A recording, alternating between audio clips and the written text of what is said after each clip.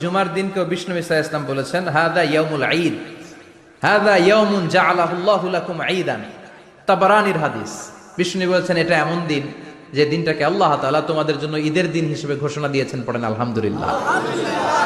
আল্লাহ তাআলার একটা বৈশিষ্ট্য হচ্ছে সুন্নাতুল্লাহি ফিত তাফদিল। এক এক জিনিসের উপর আল্লাহ এক এক জিনিসকে বৈশিষ্ট্যমণ্ডিত করেন, মর্যাদা দান করেন। ফাদ্দালা জামানান আলা জামান কামা ফাদ্দালা মাকানান আলা মাকান, ইনসানান আলা ইনসান। আল্লাহ ব্যক্তির উপর ব্যক্তিকে প্রাধান্য দেন, আল্লাহ সময়ের উপর সময়কে প্রাধান্য দেন, আল্লাহ স্থানের উপর স্থানকে প্রাধান্য দেন। এটা আল্লাহর সুন্নাত। এটা আল্লাহর কি সুন্নাতুল্লাহি ফিত তাফদিল।